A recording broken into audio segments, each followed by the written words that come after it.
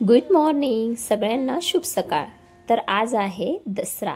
हो, आज दसरा आहे आणि सकाळी सकाळीच मी हे काम करायला बसते। मग तो दसरा असो, दिवाळी असो किंवा मग पाडवा, सगळ्यात आवडतं काम आहे माझं हे, म्हणून सगळ्यात अगोदर हे करते, मग नंतर दुसऱ्या कामाला सुरुवात। हे म्हणजे काय तर तोरण बनवणं, फुलहार बनवणं, रांगोळी काढणं, हे माझं सगळ्यात आवडतं काम आहे आणि म्हणूनच सगळ्यात फर्स्ट प्रायोरिटी माझी हेच असते।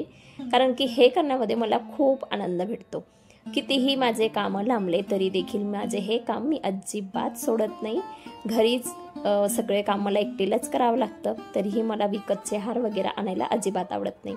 मस्त किलोभर फुलं आणायचे, सगळं तयार होतं, रांगोळी पण होते, हार पण होतात, तोरण पण होतो आणि देवपूजेसाठी फुलं पण पुरतात। खूप छान आणि स्वतः केलेल्याचा आनंद हा वेगळाच। तर हा झाला मोटरसायकलचा हार। सायकलचा जो हार असतो, बायसिकलचा हार, तो पूर्ण करणार होती।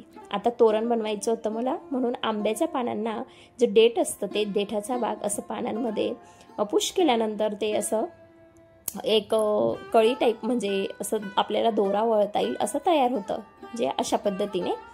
सो मी आता तोरण बनवलं आहे पानांचं। मला आंब्यांचं पानांचं तोरण खूपच आवडतं, म्हणजे त्याच्यातून एकदम ट्रेडिशनल वाइब येते, खूपच वेगळं फील होतं।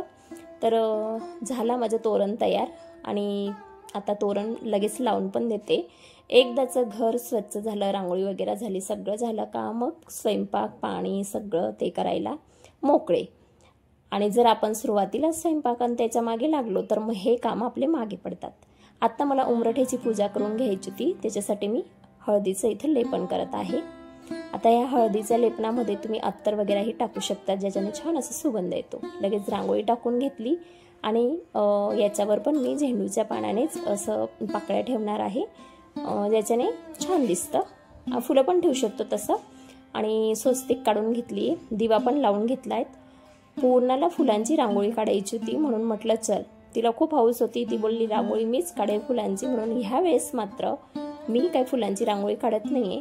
आणि गणपतीच्या वेळेस ही जी रांगोळी आहे ना, ही पूर्णाने काढलेली, जे तिला जमत नव्हतं, खूप वेळ लावत होता, म्हणून मग ह्या वेळेस मी काढली ही रांगोळी। अगदी सोपं आहे, याचं फक्त रंग भरायचे आहेत आणि ही मी ऑनलाईन घेतलेली आहे। जर तुम्हाला हवी असेल तर मला कमेंट करा, मी तुम्हाला याची लिंक डिस्क्रिप्शनमध्ये नक्कीच देईल किंवा मी अगोदरच देऊन ठेवेल, म्हणजे तुम्हाला परचेस करता येईल। अगदी 5 मिनिटात ही रांगोळी तयार होते, अजिबात वेळ लागत नाही। घाई गडबडीमध्ये तर खूप छान आहे, दिसायलाही सुंदर आहे। पूर्णाचं इकडे रांगोळी बनवायचं चालू होतं, मध्येच ती सायकलची पूजा करायला गेलेली, तिच्या सायकलची, आणि आल्यानंतर मग तिने ही रांगोळी कंप्लीट केली आणि दिवा पण ठेवला। सो ही रांगोळी अशी दिसत होती। पूर्णाने बनवलेली फुलांची रांगोळी तुम्हाला कशी वाटली हे मला कमेंटमध्ये नक्कीच सांगा। त्यानंतर मग मला स्वयंपाकाची सुरुवात तर मी केलेली होतीच। आता हे सीताफळ मला जे सीताफळ रबडी असते ती बनवायची होती, म्हणून आणलेले होते, पण एकच सीताफळ पिकलं, ज्याचा मी हा गर काढून ठेवलेला आहे। आता सीताफळचा गर कसा तयार करायचा, ज्याच्यामुळे त्या बिया काढायला कंटाळा येणार नाही, याची फुल डिटेल रेसिपी जर तुम्हाला हवी असेल तेही मला कमेंटमध्ये सांगा, म्हणजे मी याची रेसिपी तुमच्यासोबत नक्की शेअर करेल। आता ही रबडी बनवलेली होती, म्हणजे दूध आटवून घेतलेलं होतं, ते ह्या गरमध्ये टाकलं, सीताफळच्या गरमध्ये, आणि केसर वगैरे टाकलेलं होतं त्या दुधामध्ये मी आटवायच्या वेळेस, आणि गुलाबाच्या पाकळ्या टाकते। आता हे घरचेच गुलाब आहे झाडावरचं, सो म्हटलं चला, दिसायलाही सुंदर दिसतं।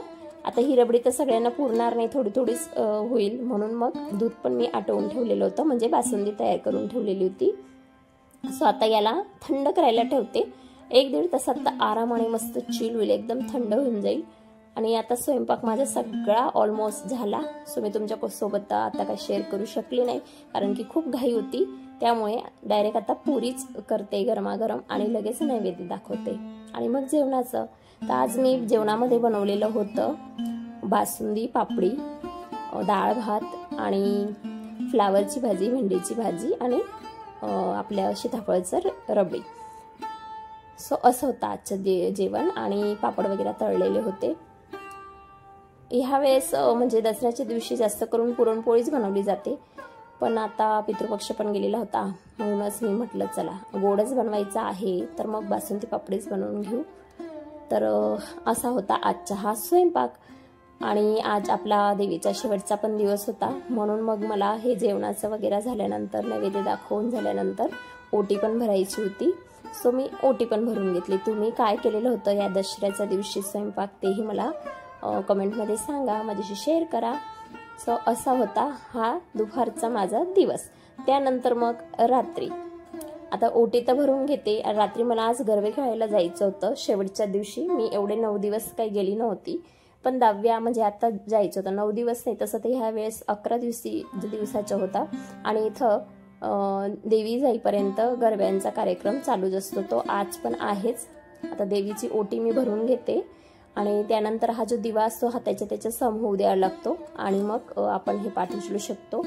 आत्ता मी आणि पूर्ण जात आहे गरबे खेळायला. तर चला मग हा ब्लॉग आता मी इथं सेंड करते. आवडला हा व्हिडिओ तर लाईक करा. अशाच डेली ब्लॉगसाठी चॅनल सबस्क्राईब करा. चला भेटूया, बाय.